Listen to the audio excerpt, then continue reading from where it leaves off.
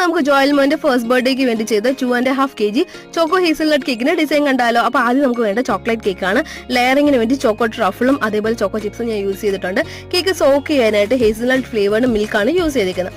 ആദ്യം തന്നെ കേക്കിന്റെ ക്രം കോട്ടിങ്ങും കാര്യങ്ങളെല്ലാം ചെയ്തതിനു ശേഷം നമ്മൾ ചെയ്യാൻ പോകുന്നത് ഫോണ്ടന്റ് വർക്ക്സ് ആണ്. ഇതിൻ്റെ അകത്ത് എഡിബിൾ ഫേസും കാര്യങ്ങളൊക്കെ ഉണ്ട്. അപ്പം ഞാൻ മിക്കവാറും ഫോണ്ടന്റ് ചെയ്യുന്നത് ഇമ്മമാർ എൻ്റെ കൂടെ കാണാറുണ്ട് കേട്ടോ, ഞാൻ എന്തൊക്കെ ചെയ്യുന്നതെന്നൊക്കെ നോക്കിയിട്ട്.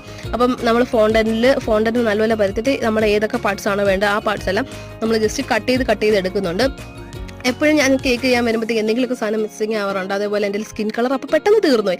അപ്പോൾ ഞാൻ ചെയ്തതെന്ന് വെച്ച് കഴിഞ്ഞാൽ നമ്മുടെ ബട്ടർ സ്കോച്ച് എസൻസ് ഇല്ലേ, അത് ജസ്റ്റ് ഒന്ന് വൈറ്റ് ഫൗണ്ടനിൽ മിക്സ് ചെയ്തെടുത്ത് കഴിഞ്ഞാൽ സ്കിൻ കളർ ടപ്പേന്ന് പറഞ്ഞ് റെഡി ആയിട്ട് കിട്ടും.